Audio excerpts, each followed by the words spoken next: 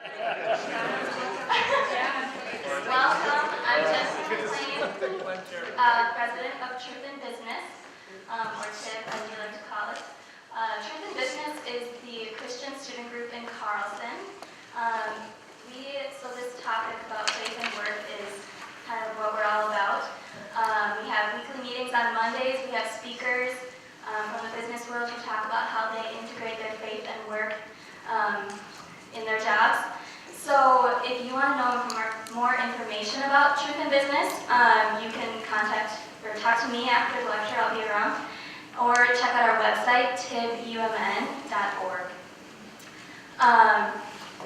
I'm sure many of you have heard about the passing of our friend and classmate, Jen Cool. So I'd like to just take a moment of silence for her.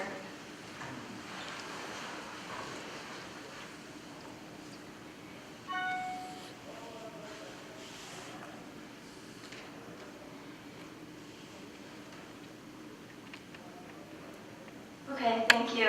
And with that, I'd like to welcome Brian Bateman, Director of McLaurin CSF.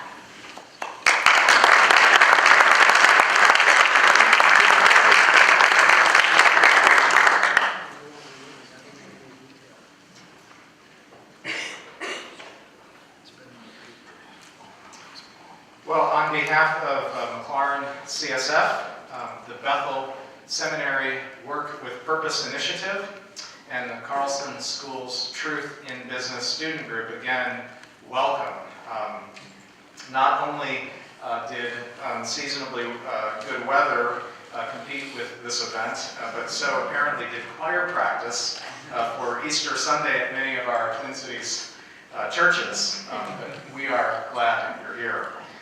It's a privilege to be having this conversation about faith and work in this great university that contributes so much to the flourishing of the Twin Cities and indeed the world.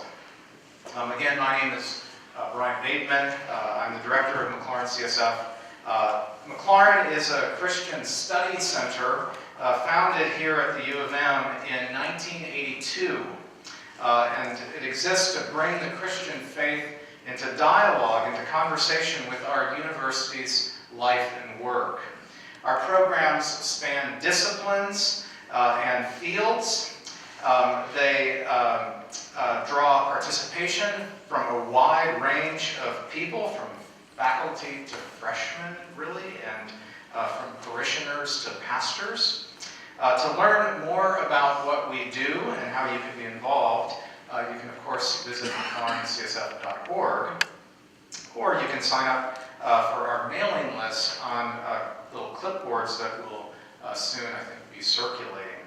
And as a special incentive, it's our custom to give away a couple books to people who sign up on this list. And so even if you've already signed up for our mailing list, feel free to put your name down. You'll be eligible to win, I think, what is it, Tim Keller's Every Good Endeavor this time. And we, of course, won't add your name to our database twice. So.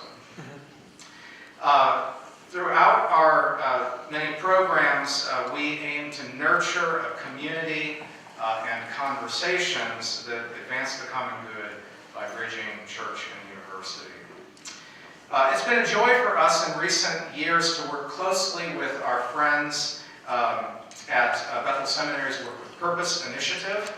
This important initiative has been sponsoring conversations much like this one, both at the seminary as well as in our churches. And if you're not familiar with Work with Purpose, I invite you to talk to Justin, Aaron, and Teddy Ann are all here. Or I think we have some brochures for that initiative in back. And Justin and Aaron and Teddy Ann, if you could just raise your, there we go. So great work that we're proud to be sponsoring with them on. We also look forward to hosting a half-day seminar on science and the early chapters of Genesis on Saturday, April 18th. There's flyers out in the foyer here. We have an annual lecture in science and religion that happens every spring.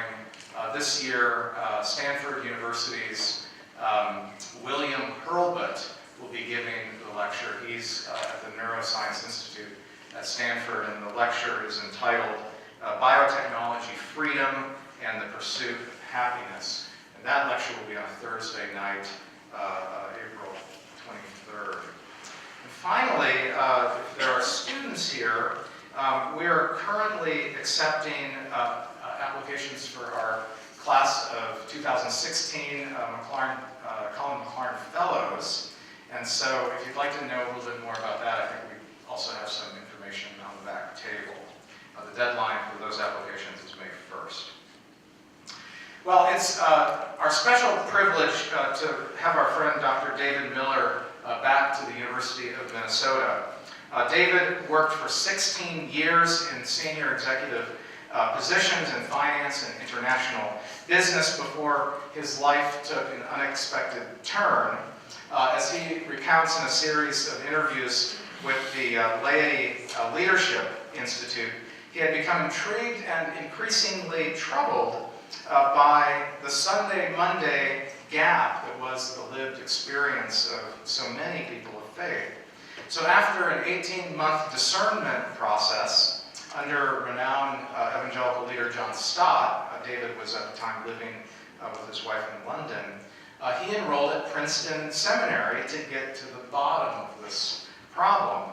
And evidently academia sucked him in, not planning to stay in academia. He received an MDiv and then a PhD in social ethics, both from Princeton Seminary, and then became the executive director of the Yale Center for Faith and Culture, and then in 2008 founded the Faith and Work Initiative at Princeton University as part of the Princeton Center for the Study of Religion, where I spent a year as a research fellow, and so we have some common friends. David is author of God at Work, The History and Promise of the Faith at Work Movement, published by Oxford University Press in 2007, and now I understand coming out in a second edition, as well as numerous essays and reviews. In addition to his research, writing, and teaching, David serves as an advisor to several corporate CEOs and senior executives on questions pertaining to ethics, leadership, and the role of faith at work. His views are often cited in the media, including the New York Times, the Wall Street Journal, Fortune magazine, and other networks and venues. Please, would you join me in welcoming Dr. David Miller.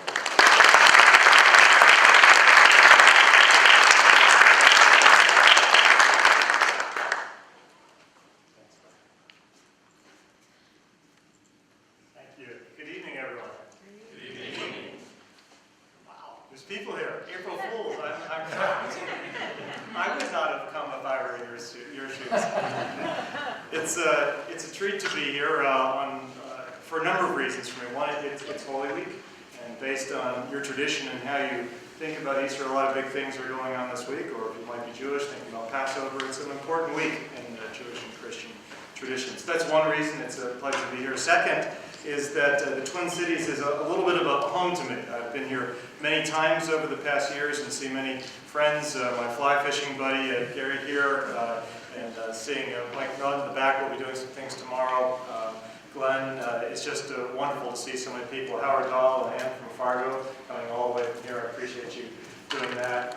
I don't know, has Ken Melrose made it yet? Is he here? Right up top. I'm right here. Hey, Ken, good to see you, man. All right, Ken's just come off some back surgery, so he's in slow-mo, but good to see you, Ken. I'm the hunchback of Notre Dame. Or the hunchback of Princeton. There we go. So Ken is a dear friend. In fact, as Brian mentioned in the kind words of introduction, that I taught at this little school up in New Haven for a few years, and Ken was already a very gracious supporter of my work. But when I moved to Princeton, he said, it's a lot easier to write a check that says Princeton on it instead of Yale. So it was very, very kind of you to support that. But it's just wonderful. I have friends here who I'm not mentioning by name, and some may be coming in later. It's a joy to be back in a place that feels like home to me. It's also of interest to me to be in a B school, in a B school setting. That is a place I feel at home. Now, Princeton doesn't have a business program or a business school, and when I first went there, I was concerned whether or not any students would be interested in the questions I was preparing and the classes I would be teaching. And I was told by Bob Whatnow, Professor Whatnow, many of you may know. Bob is the eminent sociologist of religion and an extraordinary thinker, and also very interested in the space of faith and work. And he laughed and said, "Oh, don't worry, about half our graduates go to Goldman Sachs. You'll find people interested." Now, based on your view, that's a good thing or a bad thing. Maybe they should be going into manufacturing. They should work at Toro. They should work at Cargill or 3M, Electronics. There's lots of other places they could be working for, like Carlson. But I have found the students are very interested. But I'm going to open with a story and then tell you what I hope to share in my remarks. The story is when I was teaching up at Yale, I was based in the Divinity School, and I taught a course which had both, and I also taught at the School of Management. So I had MBA students in the class, and I had Divinity School students. I kind of think about that for a minute, right? So let's say you're all the Div School students going off to be future clergy and theologians or whatever, and let's say you're all the business school people, and you're all going to be titans of corporate America someday. The room, the first day class started just like this. It was sort of the Red Sea was divided in the middle, and the two looked at each other with deep suspicion. All you business folks looked at all you Divinity School students and said, "You're a bunch of wimps. You don't understand how the real world works. You're naive. You don't get it." And all you folks looked at them and said, "Oh, they're a bunch of blood-sucking capitalist pigs." And that was sort of the bias that each side had. So here's the thing that surprised me. By the time the course got its momentum going, and by the end, I was surprised that actually the business school students had a deeper and more abiding faith, frankly, than half of the Divinity School students. And they also were trying to figure out how do they connect and integrate the claims of their faith with the demands of their work. How do you integrate the claims of your faith with the demands of your work? Because your faith does make a claim on you, doesn't it? If you take it halfway seriously, or even very serious. And I don't care if you're Jewish or Protestant or evangelical or Catholic, it matters. And those business school students got it. And they wanted to work for an organization that would allow them to bring their whole self to work, including their faith. So I'm still working on the Div School students. They didn't quite get it, but there you go. At any rate, I tell that by way of background to say that I'm stunned. When I was an undergraduate, I was never asking these sorts of questions. I would never have taken a course on business ethics that looked at the role of religion and ethics, and yet the course, and Ken knows, he's come to the class many times. I invite different friends to come who've been leaders in corporate America to tell some of their stories of how did they negotiate and navigate this space of personal faith with public identity and running a publicly traded company or a private health company. And the students hang on every word. They want to know, what does it look like? How do you do it? What should I do? What shouldn't I do? So I'll talk a little bit about that as we get going. It's warm. Is it rude if I take my jacket off? Not at all. All right, thank you. So, you're looking at this and seeing my hip waders, aren't you? You're thinking you're going to fly fishing in the middle of the river. So, let me find my cheaters here. So I'd like to talk about two things during our time together, and we've got ample time for Q&A at the end if anything is intrigues you from what we've talked about. And by the way, I'm not going to use any slides. Sort of death by PowerPoint is slowly one of the biggest tortures we have now in academia, so there won't be any PowerPoints. You're just going to have to hopefully find the imagination to picture in my words.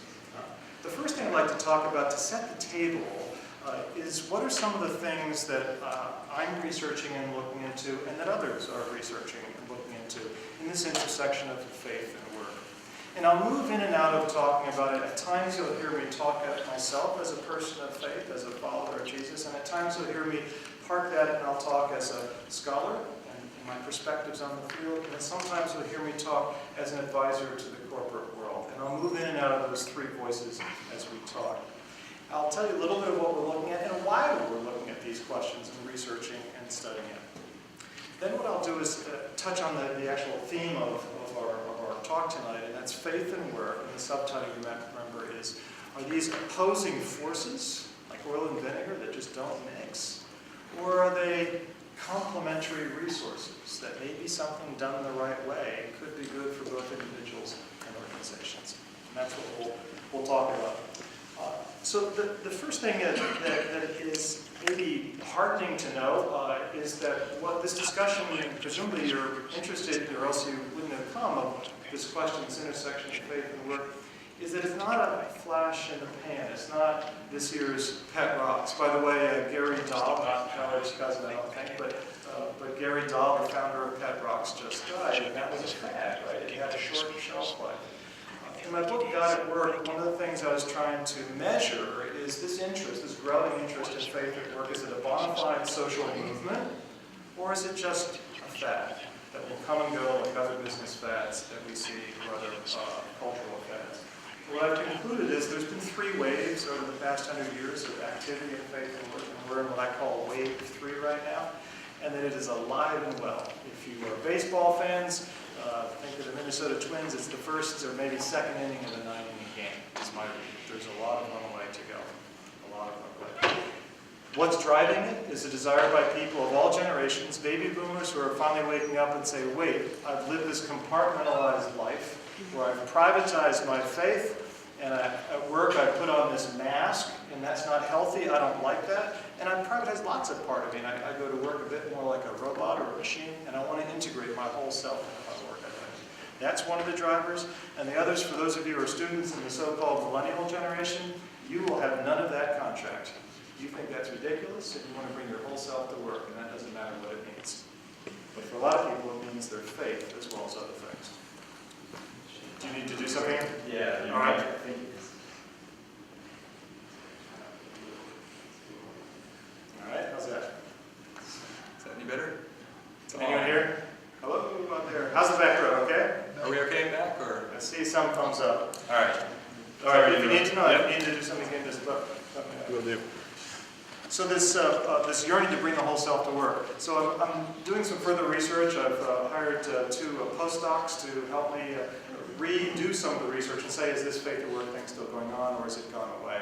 And so far, all the early evidence is it's going on. And if anything, it's taking new activity, new forms, new shape, and new interest. One of the biggest places of interest, sadly still not so much in the theological academy, in our seminaries and divinity schools, although we're starting to see some activity, but largely it's been in the secular research universities and in the business schools. The Academy of Management has something called the Management, Spirituality, and Religion group of scholars. There are about 750 scholars who are trying to measure and understand this phenomenon called faith at work, or spirituality at work. Now, to be sure, they often look at it through a utilitarian lens. They're not pausing to say, is it true? Is God real? Is my belief set a valuable one? But nonetheless, they're recognizing it's part of the constitutive component of human anthropology. What it means to be human is also to have, for many people, a belief in God or some higher power. So that's one set of research. Another area of research I'm looking at is I've been increasingly, I was asked, and myself I asked the question, when we talk about bringing faith to work, well, what does that mean? Is it something in a briefcase that we tote in and put on our desk? What's it look like? What's it smell like? What is it? Can you measure it? And I've been working with a scholar from Wartburg University, Timmy West, and we took a model that I played with in my book How to Work, and he's helped me put it into a proper psychometric scale, like a Myers-Briggs or things like that, or an MBTI, where if you take this scale, it will let you know that you will have one of 4 different ways of how you naturally bring your faith to work. And it turns out there are 4 broad patterns or 4 broad themes of how people bring their faith to work, each with 2 sub-orientations. And what I challenge people, and also organizations, when they take the instrument is A, to be self-aware. What does this mean for me, and how I'm showing up at work, and how others might interpret me. But also, how do I understand someone else? And maybe I'm misunderstanding who they are and what their faith means because I put them in a box that I think they only think like me. So it's been a very hard piece of research because I'm not a scale guy, and there's a whole process if you develop a psychometric scale. You essentially have to be a quant geek and a stat person, and luckily Tim is that, and he's helping us pass muster for all the social scientific criteria to measure it. And our anticipation is that both individuals will take this instrument, just like they might take strength finders. I'm sure some of you have done that in positive psychology. But also that organizations have expressed an interest. I've had companies tell me, I want to do this, but I don't know how to measure it. And the HR people want to be able to measure it. And they want to understand what's it look like. So this is a way that both corporations and individuals might do it. We call it the TIP, by the way, TIP, the integration box. The integration profile, meaning you want to integrate your faith with your work. And Mike Naughton and I have spoken about this because he was also part of a team that developed a scale, faith at work scale. And one of the things that we're pursuing in this particular scale, this TIP scale, is one that will work for all religious traditions. So it doesn't matter whether you're a Christian or a Jew or what you are. In fact, one of our pilot groups, I still don't know how this happened, in Pakistan, we have a scholar who wanted to use our instrument to find out what a bunch of shepherds, what their faith work style was. Muslim shepherds in Pakistan, go figure. But we've also done it in a for-profit company. We now have about 7,000 people who have taken the instrument, so it has potential. So that's a research project. By the way, any of these things that later you might want to come back and ask more, I'll be happy to mention them in further detail. Another area is that I'm very interested as both as a scholar, as an individual person of faith, and as an advisor to corporations, is when, and we'll get into this the second part of my talk, when someone wants to create a space where people can bring their faith to work, well, how do you do that? What's that look like? Part of that, I looked at through the lens of ethics, because I've yet to meet any organization or person who says, we want to be unethical. Of course people want to be ethical. So I teach a course called Business Ethics and Modern Religious Thought. This is the one that Ken has come to several times. Business Ethics and Modern Religious Thought. Of course, that's a boring title. And all you students here, of course, you'll know that you have pet names for courses, right? So you have Art in the Dark, Philosophy for Poets, and all those sorts of things. So the pet name for this course is How to Succeed Without Selling Your Soul. How to Succeed Without Selling Your Soul. And I teach the course not based on law and compliance, as a legal ethicist might do. I don't teach it the way a moral philosopher might do, through a secular lens. I expressly look at it through the lens of the three Abrahamic traditions and say, what does Judaism, Christianity, and Islam have to say about the marketplace and how you make leadership decisions today? And surprise, surprise, they each have an awful lot to say about it. Some of you may know the Bible captures 40 parables of Jesus. 40 is a great biblical number. So 40 parables made it into the New Testament. Over half of those parables are either about or use the marketplace as a metaphor for the kingdom of God, for ethics, and a whole host of other big theological as well as practical questions. So the students are also of a whole range. There will be Catholics, Protestants, atheists, agnostics, observant Jews, secular Jews, you name it. It's a marvelous sort of laboratory, and they all are actually excited to be given intellectual permission to talk about the role their faith might play as their ethical grounding, their North Star, if you will. So that course, Ken, I don't know if I have a chance to mention this, we're two things. One, we're going to turn into a bigger lecture course because it's sort of sold out and there's a wait list for it, so we're going to try doing it on a larger scale. And the second thing is I'm going to turn that course into a book. People often ask me what text you use for it. Well, the Wall Street Journal and the Bible. No one's really written this, so we're going to try to turn this into a text that could be used in other institutions to help think about ethics through the lens of faith. And maybe the last research project I'll talk about briefly is something that you're probably all familiar with to an extent, but maybe not completely. Has anyone ever, I was going to say, has anyone ever been in jail? But maybe I shouldn't ask that question. If you have, you'll remember there was a chaplain who wandered around the jail. Maybe I'll ask a safer question. Have any of you ever been in a hospital? Well, yeah, of course the answer is. And of course, all hospitals have chaplains. Or if you've been in an airport, they have chaplains. The military has chaplains. Well, there's an emerging phenomenon, which actually is an old one. It goes back a couple hundred years to the old Dutch East Indies trading companies. But the corporate world is increasingly hiring chaplains. In fact, one of the companies, Tyson Foods, that I've worked closely with over the years, they now have more chaplains on their payroll than some companies do, or some denominations do clergy. They have 128 chaplains on their payroll. And it's volunteer, it's not forced, it's a business with razor-thin margins, and it's a tough industry. And the managers and the plant managers only will do it if it pays for itself. I mean, they're not stupid. They're not doing this just out of the goodness of their heart. They're hard bottom line businessmen and businesswomen. And they will now say, initially the ones who set out, what a silly idea, they'll now say, take my chaplain away over my dead body. Coca-Cola Consolidated, one of the, also have chaplains, so they have about 15 or 20 chaplains. Their CEO was telling me a few years ago they were going through new union labor negotiations, and 3 women representing the union asked for an audience with him. He was a little bit anxious, so he said yes. They came in. He said, look, we want to say something off the record. What's that? He said, we know there's going to be some give and take and some horse trading on both sides, but whatever you do not touch the chaplains program. It's extraordinary. Extraordinary. And they're helping people with the felt needs, the pains, the pressures, either in their work life or in their home life.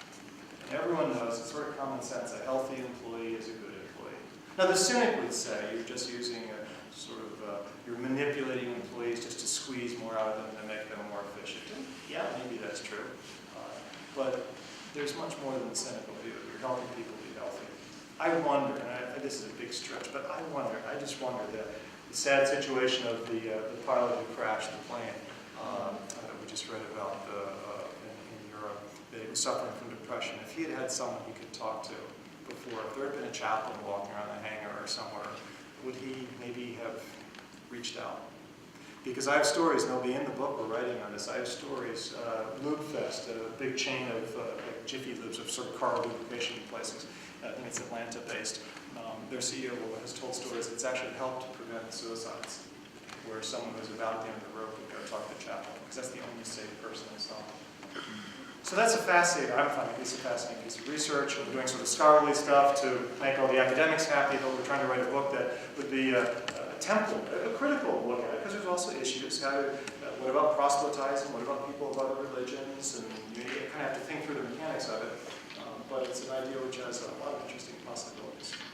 So those are some of the projects that we're looking at, and I mentioned this Work 2, the second version of it, this TIP instrument, the integration profile, this book on workplace chaplains, and I mentioned this course, How to Succeed Without Selling Your Soul, to say that there seems to be in the corporate world, the academic world, and in the real life of the students that I work with day to day and the companies that I advise, a deep and abiding interest in this question. So let me pause now and shift to the second part of what I plan to talk about, and that's the question that brought you here. What was the question again? Faith and work, are they opposing forces or complementary resources? So let me do a straw poll first. I want to get a sense of the demographics of here. First, who's a student? Raise your hand. Part-time or full-time? All right. I hope we're getting credit for being here tonight. Extra good. All right. Who's an academic? Professor or an administrator, or somehow part of the system? Thank you. Glad you're all here as well. Who here pays the academics' salaries? That's all the corporate people. All right, thank you. We very much appreciate you. And any clergy here? Terrific. It's wonderful to have you clergy here. And by the way, some of you may know or may not, and I say this obviously present company excluded, it's been a sadness of mine that the clergy world, by and large, has not paid a lot of attention to this question that we're discussing here. By and large, and of course there's notable exceptions.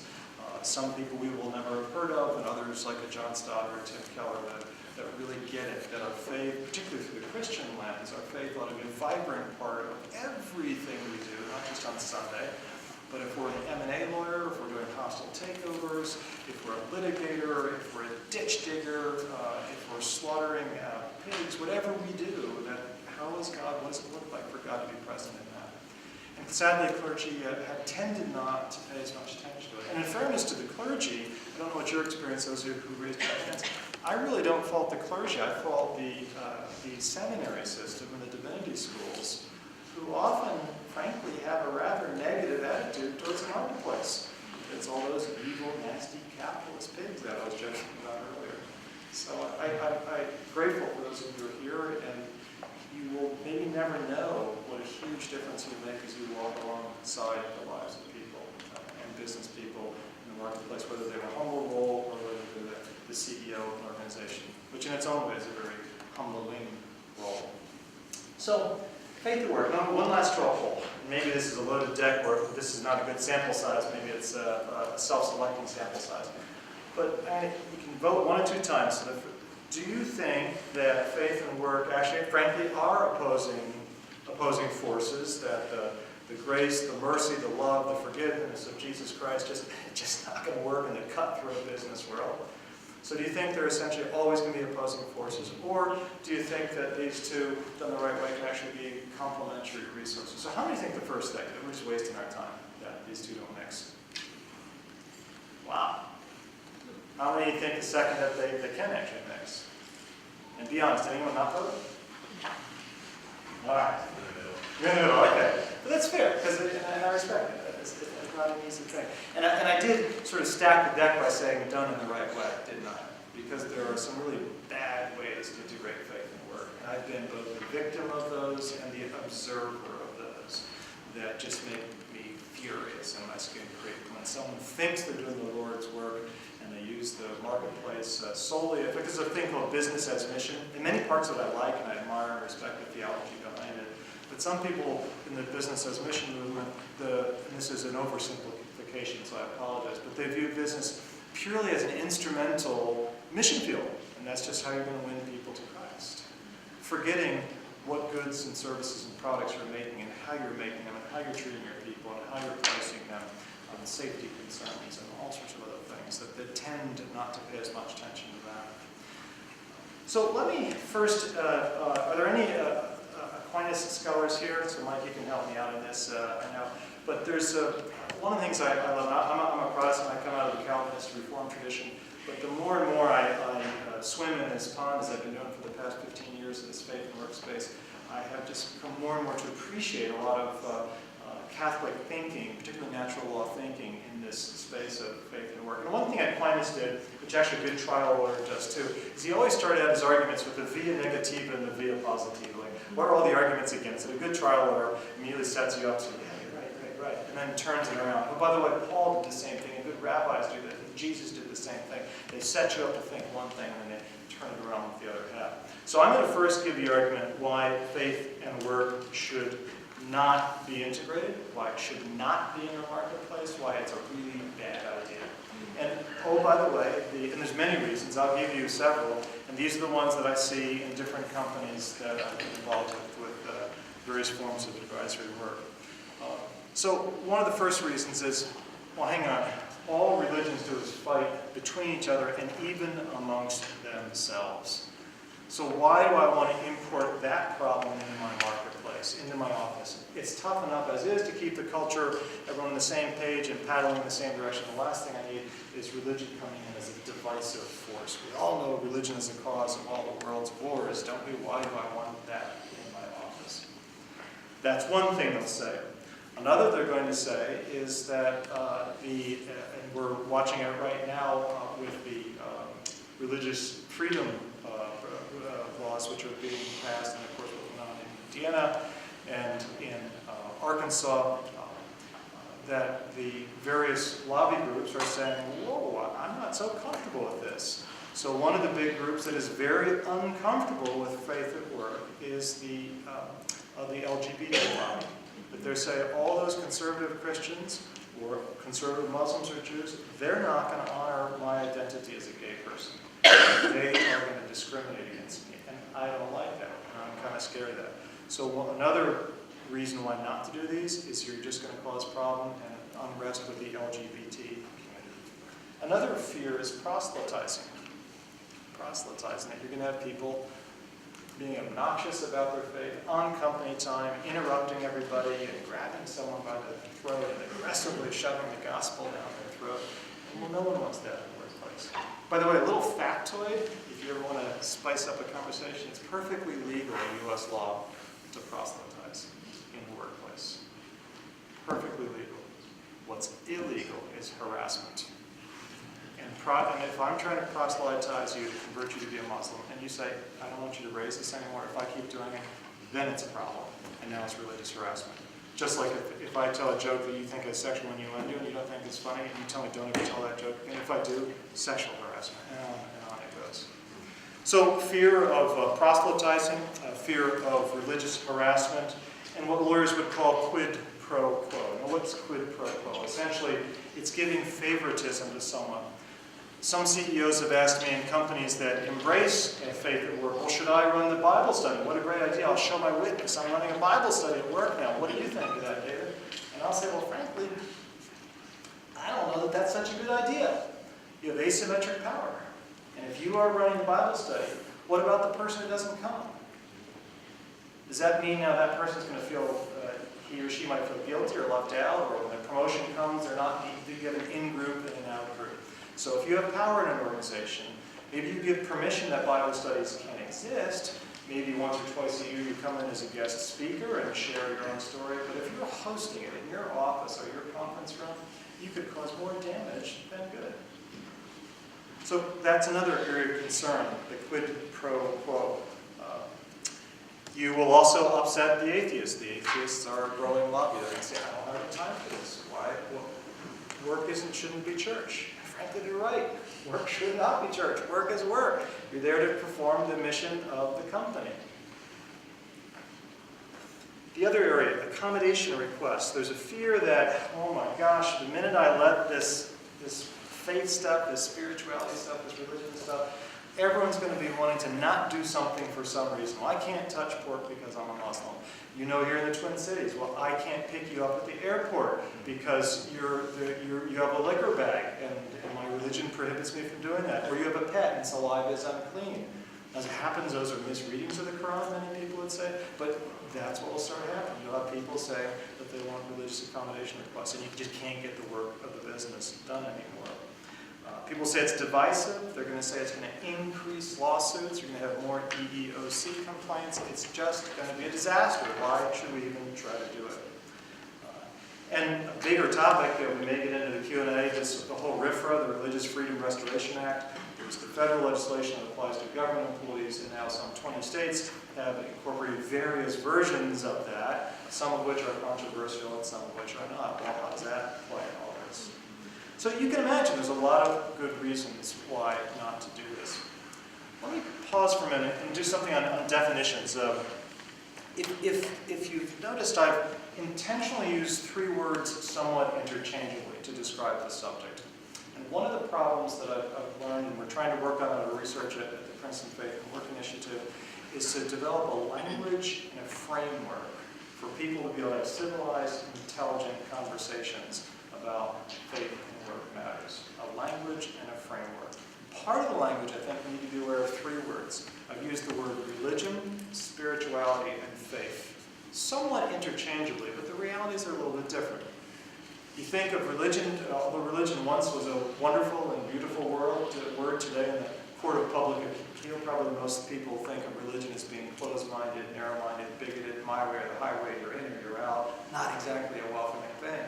People think of spirituality as, well, it's welcoming, do your own thing, everyone come in, let's like a tree. It's this sort of loose, friendly thing where no one's offended. Well, of course, the reality is both of those are false caricatures. There are some religious traditions that are amazingly open-minded. They hold to certain core beliefs, but they're amazingly welcoming and respectful. And there are some of the spirituality folks who are as bigoted and narrow-minded as the very people they're criticizing. What I have chosen, and even the field sometimes it calls itself spirituality at work, or faith at work, or religion at work. The word I've been using largely is faith. I frame that as an umbrella term, that faith includes religion with actual constructs and ways people have codified their belief set, as well as spirituality, which might be more individual and everyone's sort of doing their own thing. But faith includes both. And frankly, most religions include spiritual traditions as well. So I'm not big on, personally, this is David, the individual citizen speaking and advisor, I'm not big on religion at work, because you're going to work not to worship, you're going to work to work.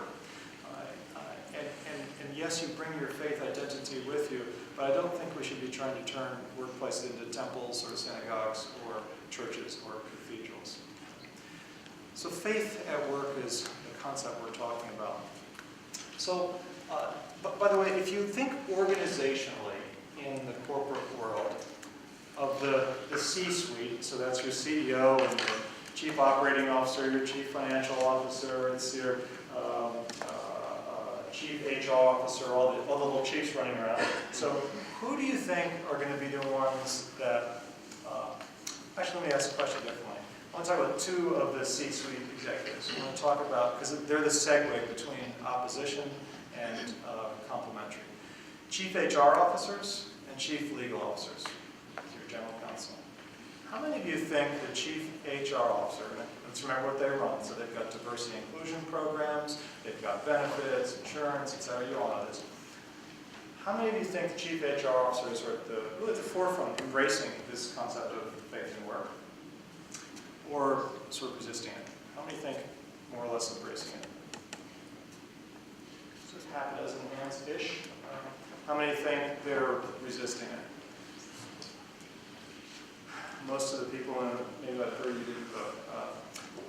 Yeah, they're actually one of the biggest resistors of the faith at work movement, which to me is a little bit ironic, because the really leading edge companies have always been about thinking about historically discriminated against populations. They all talk about bringing your whole self to work. All the research says that. The old joke is Henry Ford used to say, why is it I get the whole person when all I wanted was a pair of hands? But all the research says today, no, if you treat people decently and with respect, or as a Jew or a Christian might say, as if they're created in the image of God, wow, they work better. They're happier, they're healthier. Their whole life is better. You'd think if you could bottle it up and put it in a pill or the water that everyone would want to have one, but the chief HR officers, by and large, are terrified of this. I gave a presentation 5 or 6 years ago for the conference board. Some of you may know it's one of the big research bodies that all the blue chip companies are part of. And they have a D&I track, a diversity and inclusion track. And there were 30 chief HR officers and or their chief diversity and inclusion officer present at this meeting. And they asked me to present some of my research on faith and work. And they're all companies you're going to recognize. It was IBM, it was Pepsi, it was 3M, all big companies. The host of the meeting is a company, I'm not going to mention his name for obvious reasons in a minute. At the end of my presentation, and have you ever given a presentation where you walk in and everyone's kind of like this? And you know, oh, the jury's against me? Well, it was one of those. It was really an odd experience. And by the end of the time, their arms relaxed a little bit, but I could tell they maybe intellectually assented to some of it, but they didn't buy the overall picture. In fact, my host, who was an African-American man, at the end he said, well, David, I really want to thank you for your presentation. It's really been very provoking and provocative. But just speaking for myself, I could tell you, it's something we need to study more. I really don't think it's a good idea to integrate faith and work, because it's just too inflammatory, it's too loaded of an issue. And I did something which, have you ever said something, I mean, the minute you say, you kind of want to extract it? And I said to him, let's say his name was Tom. I said, Tom, I can fully understand that. But if someone had said that to you 40 years ago, you wouldn't have the job you have right now. You could have heard a pin drop when I said it. Because of the early, for those of you old enough to remember, in the 60s and the 70s, and some of the early affirmative action programs, many of them were clunky. People didn't have the right language or vocabulary. They didn't have a language or a framework to talk about racism and race in companies. And black people were not given the same opportunities and were not promoted to certain positions. Well, you can't have a black person be customer facing. You can't have a black person be a CEO. You can't have a black person be a chief or the analyst on Wall Street kind of thing. Well, of course, that's all changed. And it wasn't easy. It was clunky, and there were a lot of missteps. Some companies did it very well, some didn't do it so well. But through working at it, now we realize it's the right thing. So I make the argument that faith at work may start with some false starts. There might be some clunky programs. There might be some inadequate ways of getting it started, but it's the right thing to do. So I said that to him, that he may not have had that job if it hadn't been for these early people who dared to talk about inflammatory, divisive topics. And it was a very silent room for a few moments. And he was very gracious. He actually, I was a bit shirty. I shouldn't have done that to my host. But he was very gracious. He said, I deserve that. I need to think about that. He really, and later we had a long conversation that evening. And guess what happened? When he was a younger man, he had been severely, let's call it hurt and scarred by the way the church treated him. And he had experienced racism and a whole bunch of other things in the name of Jesus. And it left its scar. And a lot of leaders in the chief HR movement or positions and or chief diversity and inclusion officers have been the victim of some very unkind Christian behavior. So no wonder they're kind of reluctant to have faith express itself at work. The other group, the general counsels, they're also very uneasy about this, and the reason they're uneasy is they're afraid it's just going to cause a bunch of lawsuits. So what my job is risk management. I'm trying to reduce risk. I see you knocking with a bumper. I'm trying to reduce risk, and this is just going to increase risk. Well, here's what I found actually, and I can't yet empirically prove it, but I probably could if I put my mind to it. I just haven't taken the time. One of the companies that I've done some work with, I mentioned Tyson Foods, and John Tyson has put in place, and they actually have in their core values now that they strive to be a faith-friendly company. Faith-friendly company. I'll come to in a minute what I mean by that. And they even actually, they're publicly traded, got 140,000 employees now, publicly traded. They actually also say they strive to honor God in all they do. So that's actually their core values. You can see it on the website. And I said, well, how many lawsuits have you had since you did this about 10 years ago? The answer? 0. So here's the counterintuitive thing. If you take something, think about it in the family system, if a relationship, a marriage, or things aren't working out well, if you can talk about them, you can sort of figure things out. Same thing with faith at work. If you find a constructive way to put nice rules down, policies and programs so people play nicely in the sandbox, you can figure out how to manage this process. My guess is that you will actually reduce your legal liability because you're naming a problem and you're thinking about it. And you're putting in remedial preventive activities and education for your measures. EEOC lawsuits, Equal Employment Opportunity Commission lawsuits, which is where religious harassment, discrimination, and quid pro quo lawsuits flow, are going through the roof. They're going through the roof over the past decade. But they are not, as one might have thought, of the overzealous Christian who's proselytizing and harassing you and being obnoxious about attending a Bible study or something. What they are is religious accommodation requests, where someone says, because of my sincerely held belief, I cannot do this function you're asking me to do. Can you find an accommodation, a workaround? Can I do something else? That's what most of the lawsuits are. And most of the line managers are saying, it's my way or the highway. You knew this when you came here. You're out of here. And that's when the lawsuits happen. That's when the lawsuits happen. So the case for these becoming complementary resources, really, it involves having a language and a framework to this faith, religion, spirituality. And to me, the framework, there's 4 different ways, organizational attitudes towards faith at work. And let me briefly mention them. And you can see, think of companies you've worked for or companies you know, where you might locate these companies. The first in this framework, I call the faith-avoiding company. That's the organizational attitude towards our question. They're faith-avoiding. They don't like it. They think it's a bad idea, like we were saying earlier. They want to clamp down, and they will only do the minimum legal requirements of accommodating faith and work, period. The second group is, and by the way, that faith-avoiding group is often driven, as I was mentioned, by the chief HR officers, diversity and inclusion team, the very people I would argue ought to be embracing and thinking and helping us think about this field. They're the ones often behind it, or the general counsels. The second category I call faith-avoiding is faith-safe. So faith-safe is a little bit like the old military policy of don't ask, don't tell. In other words, it's going on. You've got people who want to have Bible studies at the office. You have people who might want to have a prayer moment, might want some form of religious expression. You know what's going on, but no one's really quabbled or raised their hand. There's no lawsuit, so you just kind of close your eye to it. You don't formally sanction it or bless it or make it become a business resource group or an affinity group like other groups that you sponsor. You just say, okay, it ain't broke, let's not try to fix it. So the faith safe. And I think that's where most companies land today as I look around corporate America. They're not necessarily overtly against it, they're a little nervous about it, but it seems to be working. By the way, one company I've done some work with, they asked me first to help them think about ethics. And they said, oh, by the way, Miller, we know what you do as your day job. Please don't do any of the God stuff, okay? Well, I get a call about a year later saying, Miller, we told you not to do the God stuff. Well, we need you to do the God stuff. I said, what are you talking about? They have a prayer chain. I don't know, Ken, you have your prayer warriors, right? Of all different religious traditions at Torah. All different religious traditions who pray for the well-being of the company and pray for the well-being of its leadership and pray for their clients. This company also had a prayer chain. It was electronic, and unfortunately, someone once, with good intentions, was praying for a woman who had breast cancer, and they didn't want anyone to, she didn't want people to know it yet. It was private. So think of HIPAA laws, and it was just inappropriate. It was well-intended, but she was mentioned by name. So suddenly, 900 people knew it.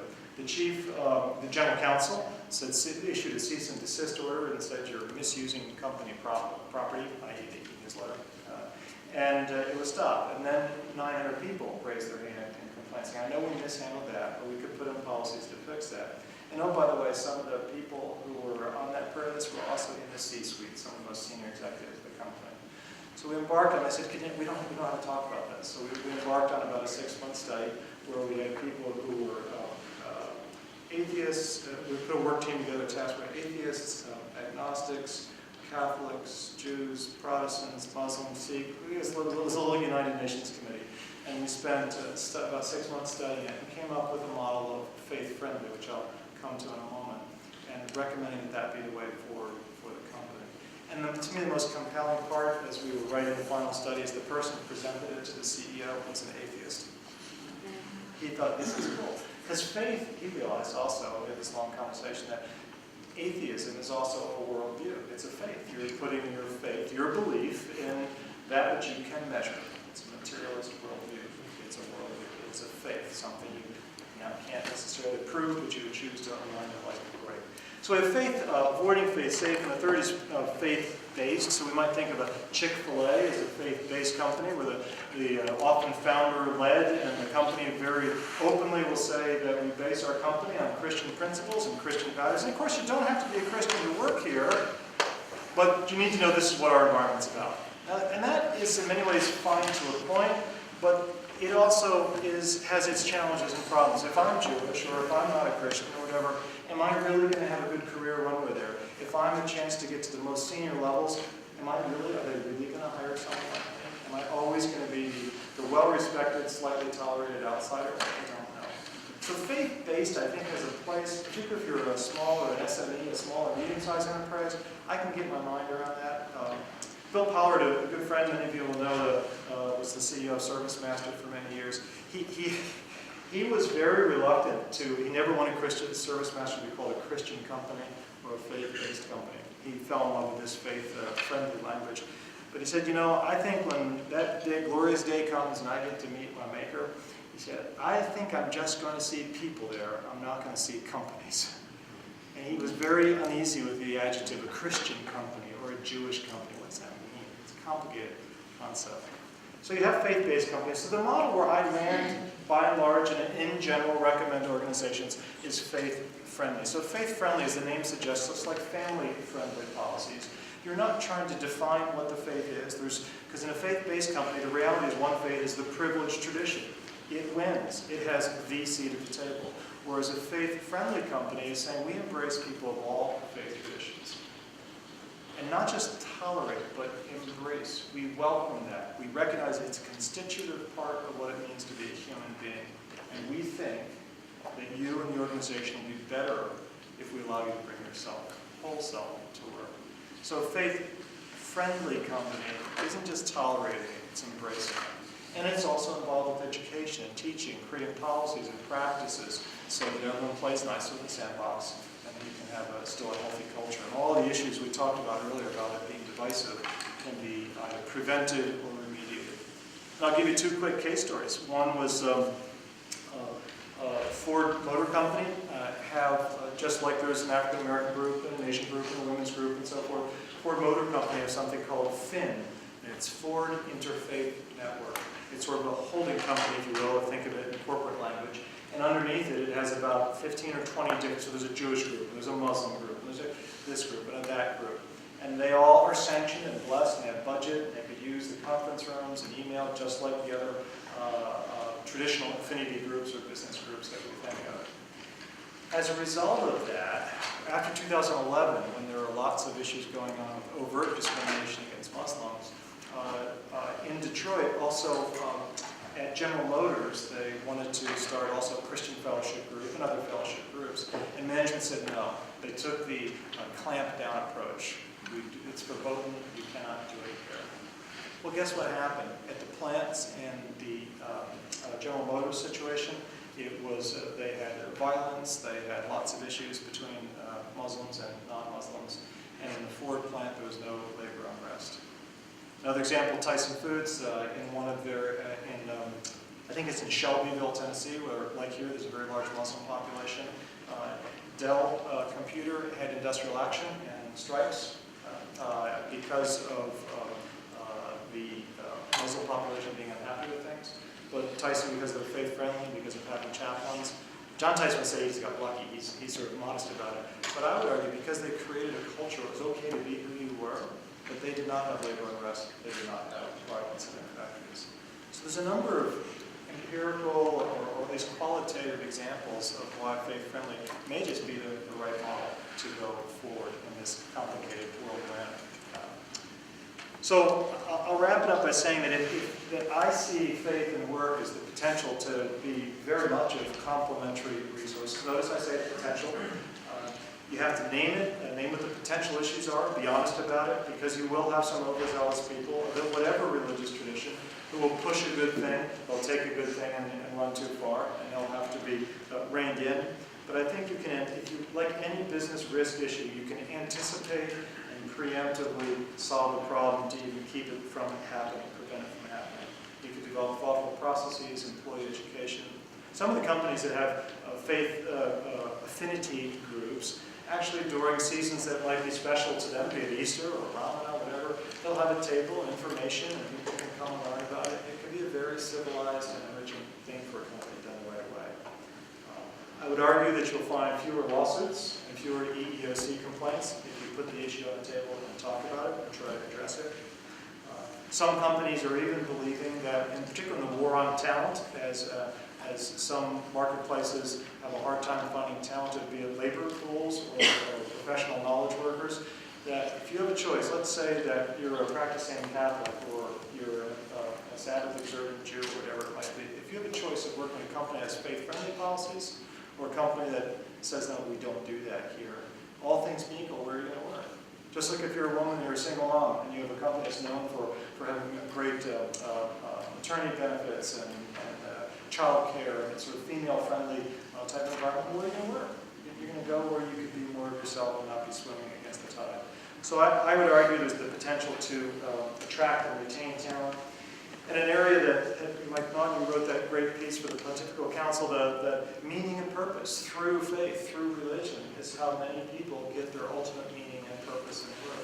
So if you work for Tyson Foods, you're not just plucking chickens, you're feeding the world. You see your work as part of a larger thing of God's design. You're doing something noble in the world. You're beautifying the world and doing different things, whatever it might be. So faith is, for many people, what helps them with worker engagement. And that's one of the big metrics that companies look for, what their engagement skills are. Are their employees just checking in and checking out, or do they really care? And if they really care, they're going to be more ethical, they're going to be more careful, they'll be safer, they'll be better citizens.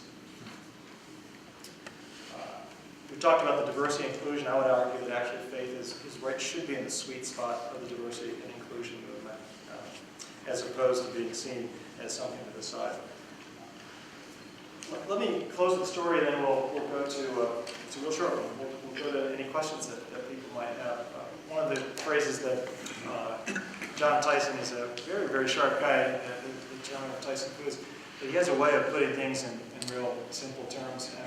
And when this was being introduced at his company, there was some pushback on it from different populations of, should we do this? What's this mean? What's it look like? What are the problems? And John said with that sort of disarming Arkansas drawl of his, which I can't emulate, but he said, well, heck, if we can talk about the ball game on Monday, why can't we talk about our faith on Monday? So with that, I thank you for your attention, and I appreciate you being here tonight.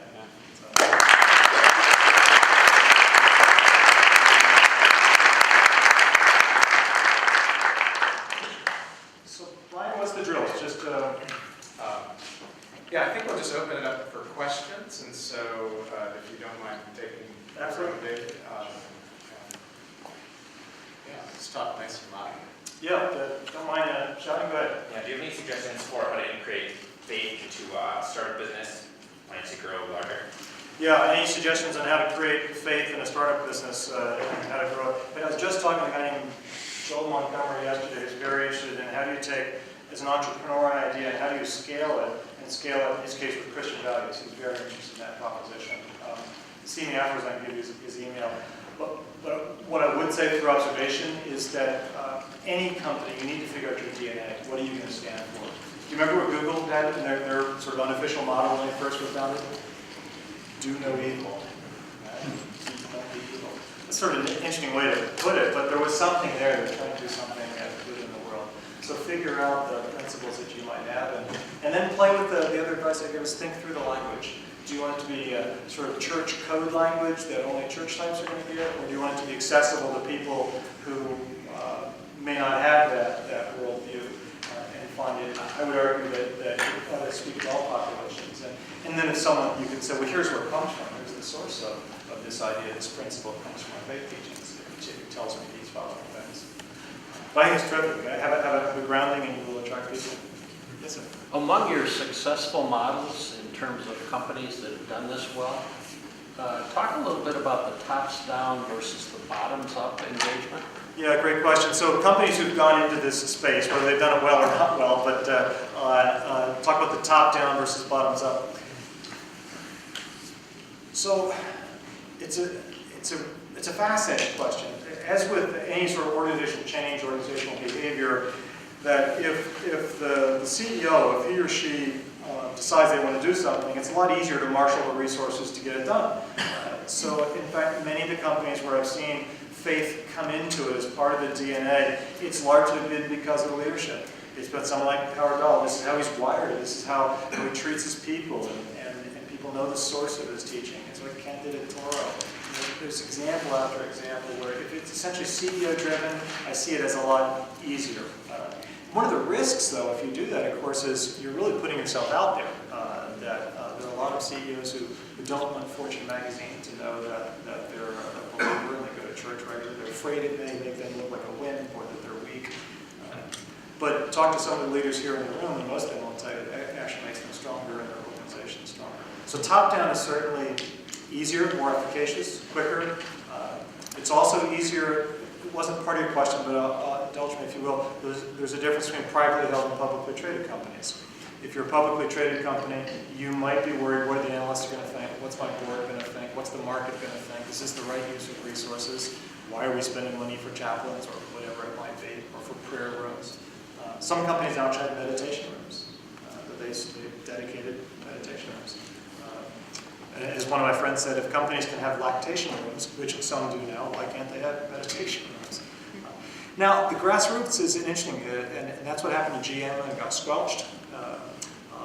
And there's a woman I know right now who's been asking for guidance. It's sort of a delicate situation. She's in the middle of filing an EEOC suit or a complaint. She was trying as a grassroots to get a Christian fellowship group started, and they said no. They said no. You can start anything else you want, but you can't start that. So it is like anything. If you're trying to change it from the bottom, it doesn't mean don't do it. And I encourage, particularly young folks or anyone, if you really believe this party, find the right language, use business language, don't use sort of churchy, preachy language. Figure out how that works in your organization, figure out the DNA, the culture, get some guidance. You might find you'll get a reception to it. One problem is many chief HR officers will say, well, no one's ever asked for this, so why should I put something in place that no one's ever asked for? Fair enough, right? Why put energy into it? And to which I say, so 50 years ago, did you think that there was a demand for LGBT kind of needs? Well, no, because it was a career-ending move to say, okay, you just didn't do it. So for many people today, they feel it's a career-ending move or a career-threatening move to say I'm a Christian or a Sabbath-observant Jew or whatever. So just because you don't see evidence of the demand doesn't mean the demand is not there. That's the point. So, yeah, go on. Yeah, David, I want to pick up on that last point. About 25 years ago, I was one of those chief HR officers in a couple of Fortune 500 companies. And my interest in the whole Faith at Work initiative was around the questions of what difference does it make to be a person of faith in the workplace, and wanted to surround myself with people who are interested in that question and can talk about the ethical issues, the leadership issues, the following issues, how do you be part of the team while still, true to your faith. And those are still important issues, and I think a lot of what the Faith at Work movement talks about. But if I was starting a group today, You mean like starting a company today? no, starting a faith in the workplace Okay, group, which I got did 20-some years ago, and we've Right. been meeting ever since, and some of them are in this room. One of my big issues would be, your last point is, how can I survive as a member of one of those 3 Abrahamic faith communities that is orthodox in my faith, and hence has very strong values around things like traditional marriage.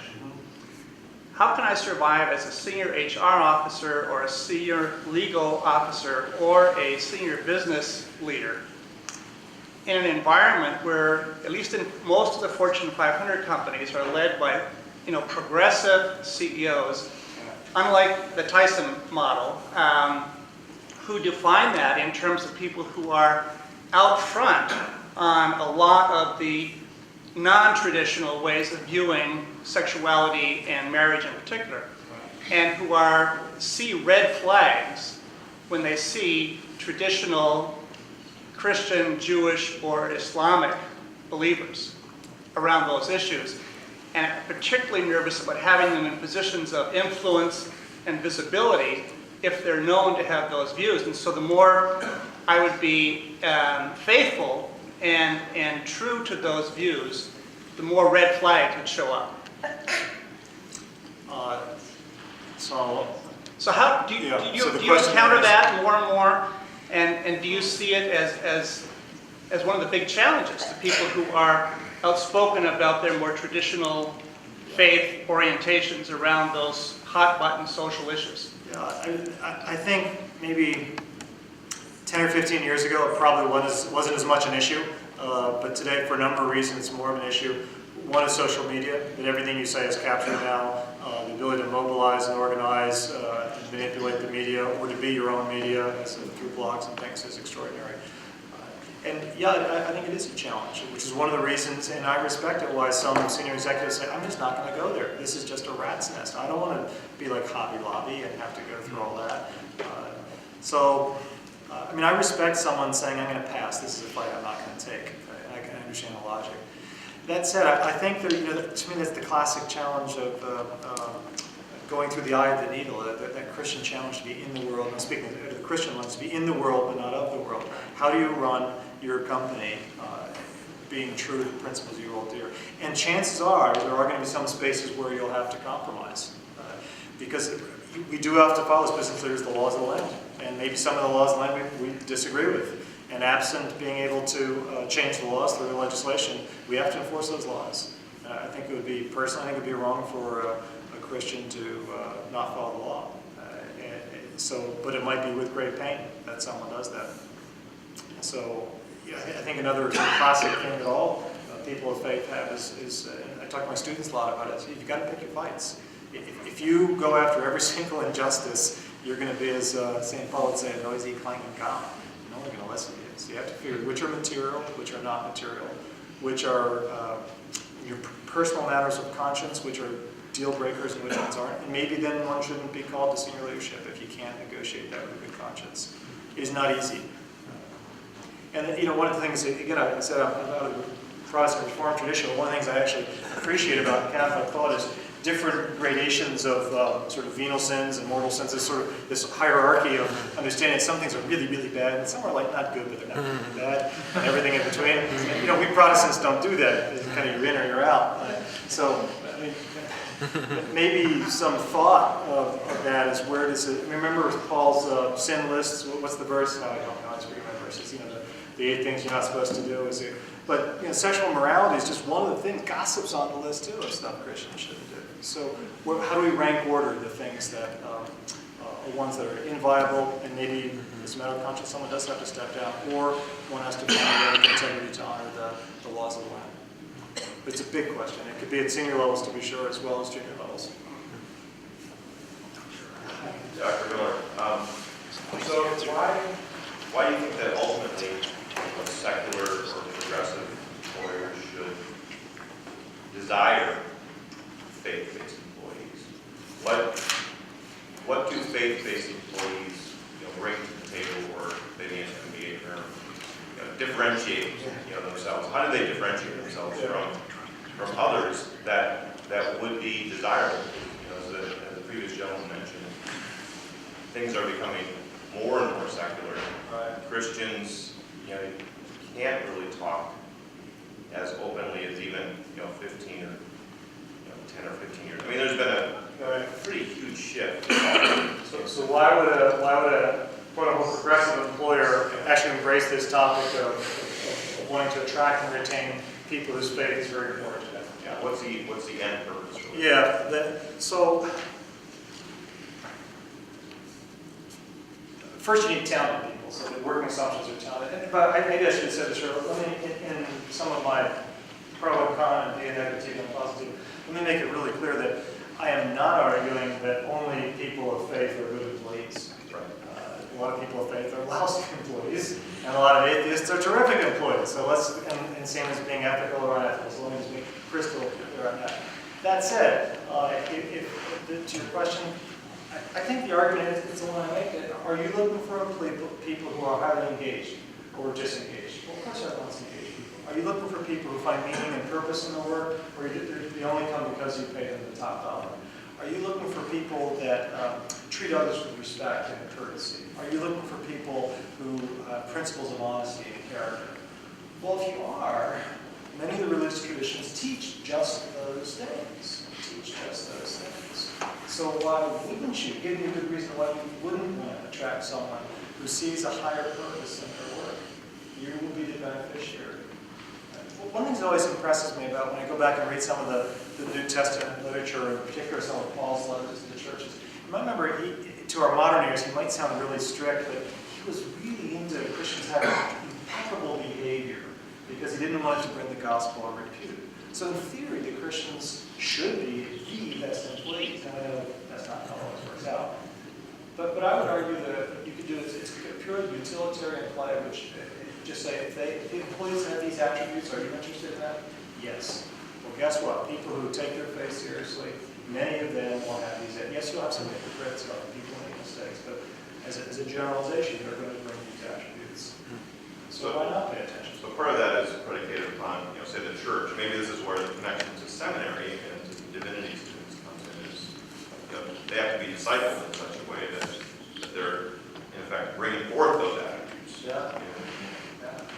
It has to be discipled. Yeah. I was just talking to a gentleman 3 days ago who was talking about that he believes that if you want to change society for the good, the place to do it is in business. Because that's where power is, that's where influence, that's where scalability is. That is the place. So if you care about the world, that's the place to be. Don't go work in a nonprofit. That's obviously the generalizations we need nonprofit. There's a healthy beauty in what people are called to do. Maybe we have time for one short question.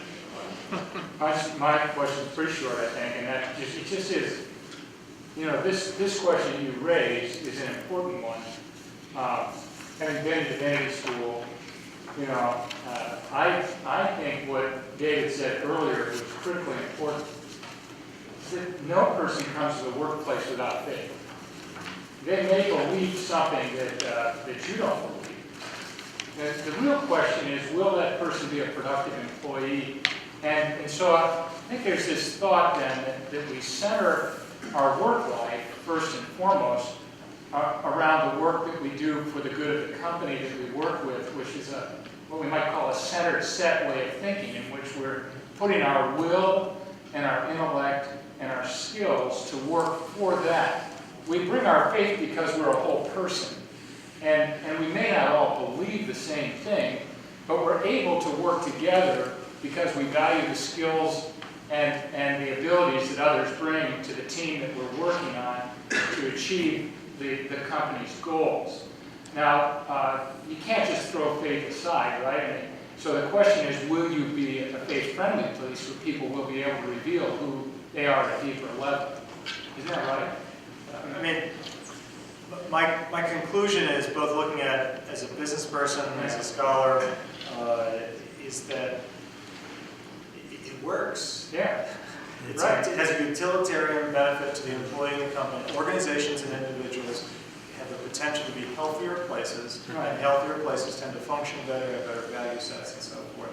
If you, instead of shutting down this very central point for some 85 to 90% of the population, view their faith as something that's part of who they are, well, companies ought to think about that in the same way we think about other attributes of humanity, and that we pay attention to those.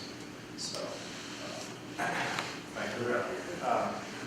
Before we thank Dr. Miller one more time with applause, let me just announce our winners.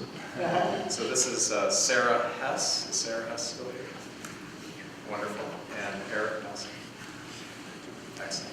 Your books are right up here. Congrats. can I say one last thing? Yeah. That through the help of a few of you in the room, you know who they are, Buchanan, Howard, and so on. I have these different times I've come to Minneapolis over the past decade. We used to do something called Leaders Offline, where we go to a certain CEO's office, and that's where we met, and we talk about business issues through the lens of faith and through the lens of business. And it was amazing how often those conversations revealed richer solutions to complex problems. And let me conclude as part of it, so no way of saying, I want to thank many of you in the room who know who you are for teaching me and giving me role models and giving me a laboratory to experiment with some of the ideas that I think about all my waking hours. So thank you all for it.